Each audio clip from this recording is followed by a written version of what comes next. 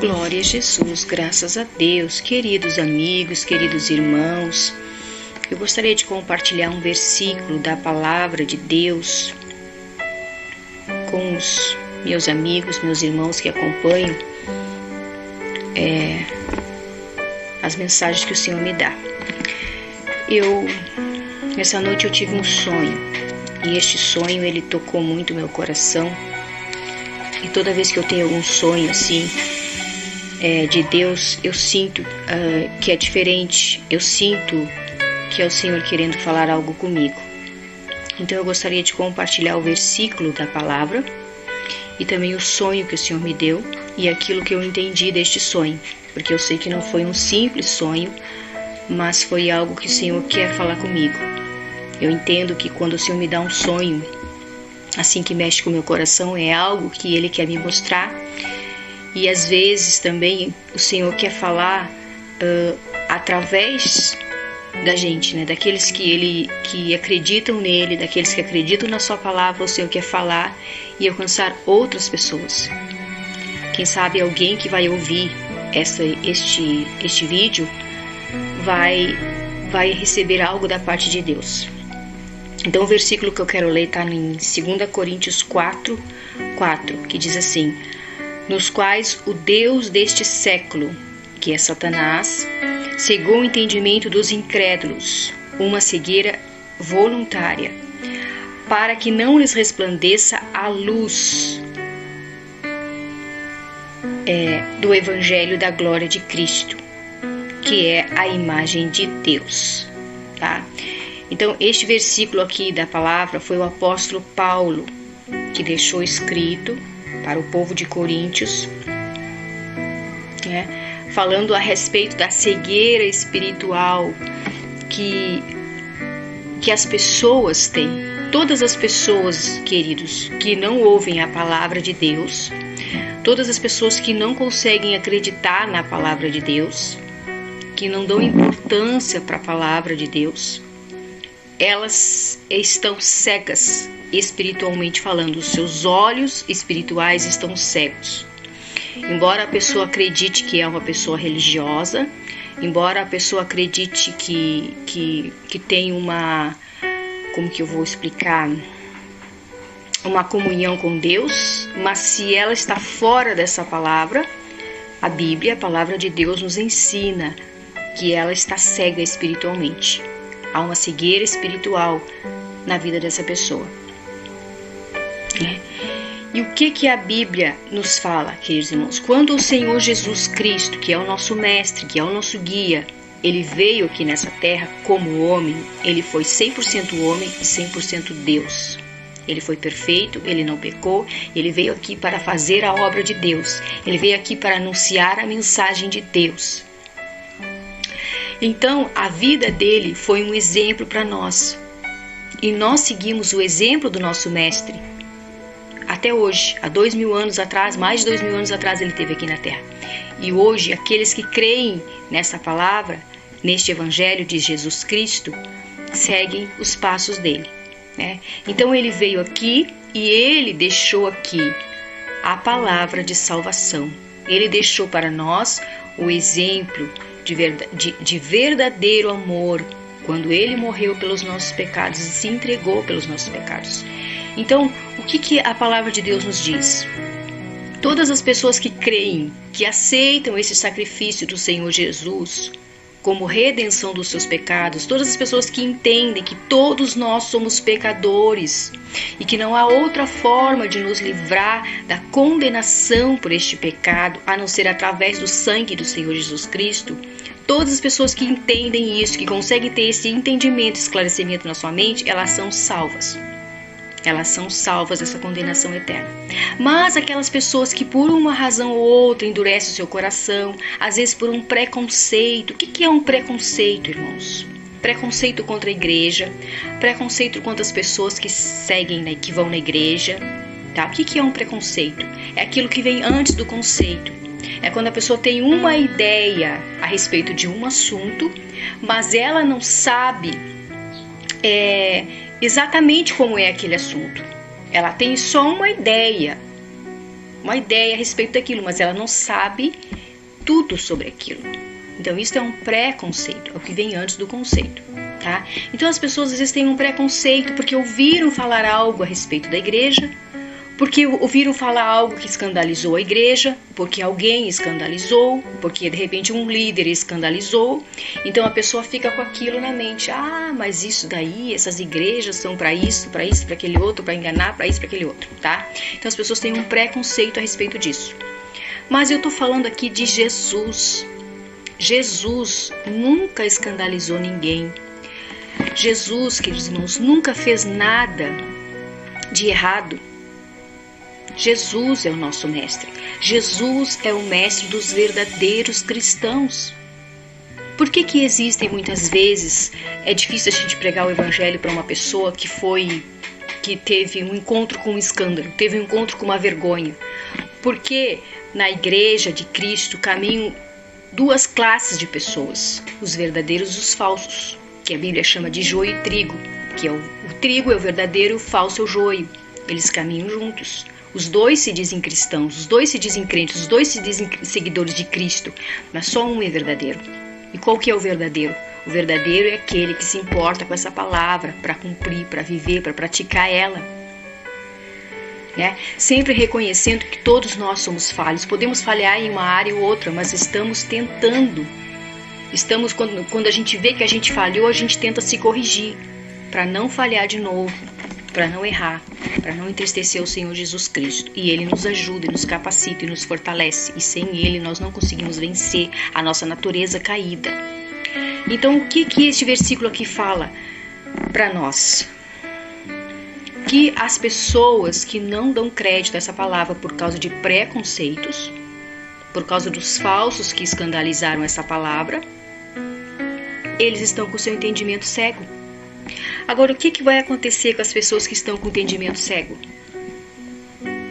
Elas vão caminhar e no final deste caminho, quando chegar o fim da vida delas, elas vão ter a maior decepção da vida delas, a maior angústia, a maior tristeza, porque a nossa vida não é só isso aqui. A nossa vida vai além disso aqui.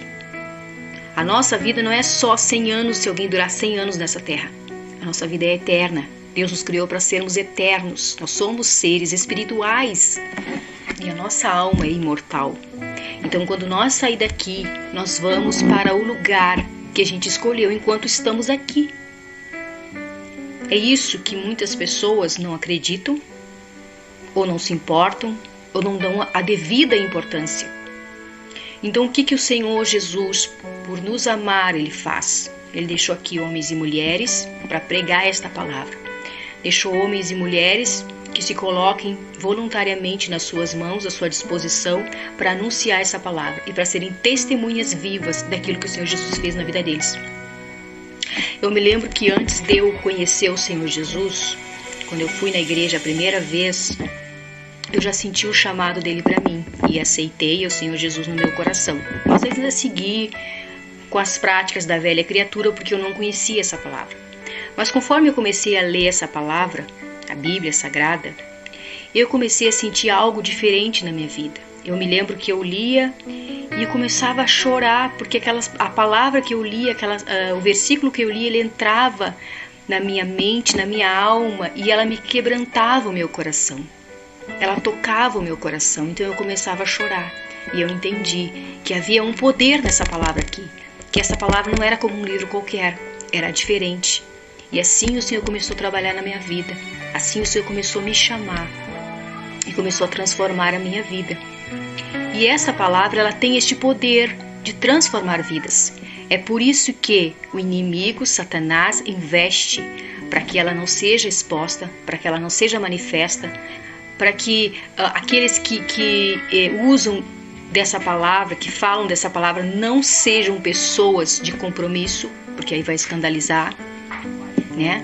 Então ele investe dessa forma. Mas o nosso Deus, ele é poderoso para ajudar essas pessoas, para socorrer essas pessoas. Glória a Deus. Voltando então aqui na continuação do vídeo, queridos irmãos, o versículo que nós lemos, nos quais o Deus desse século cegou o entendimento dos incrédulos para que não lhes resplandeça a luz do Evangelho da glória de Cristo, que é a imagem de Deus. Então, como eu estava falando, o sonho que o Senhor me deu, né? O Senhor me deu um sonho essa noite, e eu sei que não foi um simples sonho, foi algo que o Senhor quis falar comigo. Antes de eu aceitar o Senhor Jesus Cristo, eu tinha uma amiga,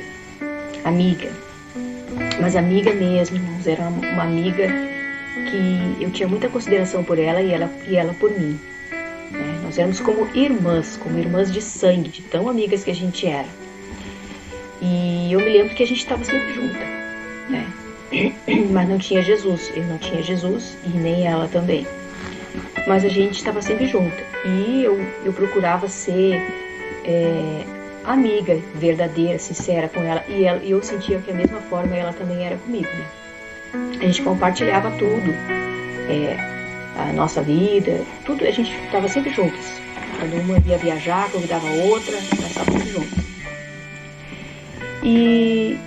E aí, irmãs, eu me lembro que quando eu aceitei o Senhor Jesus Cristo, a primeira coisa que eu fiz, toda feliz, foi lá falar para minha amiga, né? E ela não aceitou.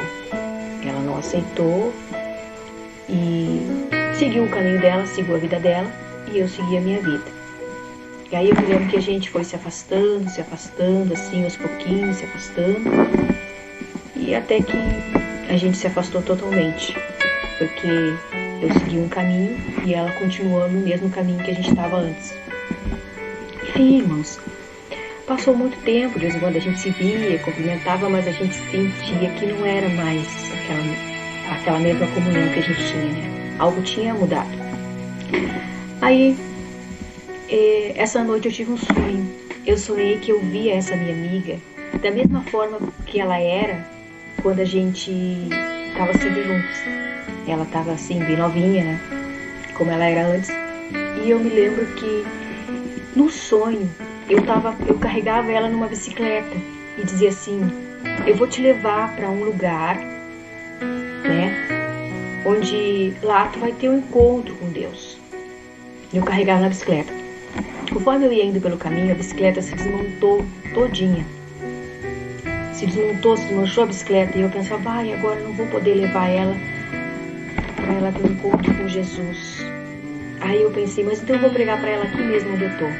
E aí nós paramos ali e eu comecei a pregar para ela e comecei a falar de Jesus para ela, para essa minha amiga. E ela dizia assim: não, Andréia, não, tu tá totalmente enganada. Ela dizia para mim: não é assim como tu estás falando, estás enganada. Isso aí é uma ilusão da tua cabeça, uma coisa que tu imaginou, que tu criou na tua cabeça. Não existe nada disso, Deus não é assim. Aí, quando ela falou aquelas palavras, na mesma hora me veio um sentimento de dor, de tristeza. E eu comecei a chorar. Eu comecei a chorar copiosamente, eu gritava, eu soluçava, chorando de tanta dor que eu sentia por ela ter dito aquelas palavras. E naquele momento eu me lembro que eu gritava de dor, eu dizia: ai, que dor na minha alma, porque ela não tinha aceitado as palavras de Jesus. Porque toda pessoa que tem um encontro com o Senhor Jesus, ela sabe o quanto Ele é real, ela sabe o quanto Ele é verdadeiro. E o Senhor Jesus nos faz sentir o sentimento de amor e compaixão que Ele tem por todas as pessoas. Aí depois, quando eu acordei, eu fiquei meditando e entendi o sonho. Esta minha amiga representa todas as pessoas que estão indo para o caminho da condenação, que tiveram oportunidade de ouvir essa palavra e não deram crédito. E o Senhor Jesus, Ele se entristece com as pessoas que estão se perdendo. Mas Ele fez tudo o que Ele podia fazer. Ele deu a sua vida por amor a nós. Ele derramou até a última gota do seu sangue por amor a todas as pessoas. Só que muitos não vão dar crédito a Ele. Muitos vão dar crédito ao inimigo. Não vão dar atenção à voz dele, mas vão dar atenção à voz do inimigo. O que a gente tem visto hoje? Uma apostasia muito grande, um esfriamento muito grande. até nas igrejas, até entre aqueles que se dizem cristãos, eles estão muito envolvidos com as coisas dessa vida, eles estão muito envolvidos com os seus trabalhos, com os seus cursos, eles estão muito envolvidos em como eles vão fazer para ganhar mais dinheiro, como eles vão fazer para adquirir mais conforto nesta vida, mais estabilidade nesta vida. Eles estão muito mais importados com as coisas desta vida do que com as coisas da vida eterna. Então, queridos irmãos, estes são os tempos que nós estamos vivendo. E muitos estão esfriando na fé, muitos estão enfraquecendo, muitos estão adormecidos espiritualmente, muitos estão acomodados, muitos estão longe do Senhor, mas pensam que está tudo bem. Então o Senhor Jesus, o que Ele está fazendo? O que Ele quer fazer nesta última hora? Ele quer trazer um avivamento, um despertamento, Ele quer alcançar todas as pessoas. O desejo do Senhor Jesus e do Espírito Santo amado é que todos os crentes venham se despertar, irmãos, a serem crentes mais fervorosos, a voltarem novamente para uma vida de oração, a voltarem novamente para uma vida de meditação na palavra, a não se acostumarem com os cultos, irem aos cultos só por um hábito, mas verdadeiramente entender o que é um culto. O culto não é para mim, o culto não é para as pessoas, o culto é para Deus. Quando nós vamos na igreja, nós cultuamos a Deus, nós adoramos a Deus, nós cantamos para Deus, não é para pessoas, não é para agradar pessoas, mas é para adorar a Deus que é digno, né? Então, queridos irmãos, o que nós estamos vendo hoje, infelizmente? Muitas pessoas estão se perdendo por causa dos escândalos, porque não conseguem crer nessa palavra. Mas o Senhor Jesus Cristo, Ele quer salvar a todos. Ele quer salvar a todos, Ele quer libertar a todos, Ele tem poder para salvar e libertar a todos, mas Ele usa pessoas humanas, como eu, como todos aqueles que se dispõem a ser instrumento nas suas mãos.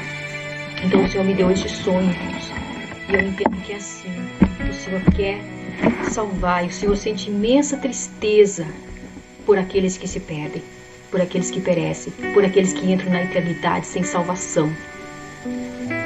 Mas Ele sente alegria por aqueles que entram na eternidade com Ele, para morar com Ele, para viver com Ele. Então vamos prestar atenção na nossa alma, na nossa salvação, nas nossas atitudes, naquilo que nós estamos fazendo. Se nós estamos contribuindo para o reino de Deus, com verdade, ou com egoísmo, com falsidade, ou a pessoa pensa que está agradando a Deus, mas na verdade não está. Então, irmãos, vamos nos atentar para isso, porque o Senhor Jesus Cristo está voltando para buscar a sua igreja. E independente da volta dele também, tem a nossa partida dessa terra. Nós temos que estar preparados, amém? Que o Senhor te abençoe em nome de Jesus. Que essa palavra possa tocar o teu coração e te despertar para fazer a obra do Senhor com verdade, com justiça, e que Ele possa se agradar de cada um de nós, amém? Porque um dia nós vamos nos apresentar perante Ele para dar conta de tudo aquilo que nós fizemos por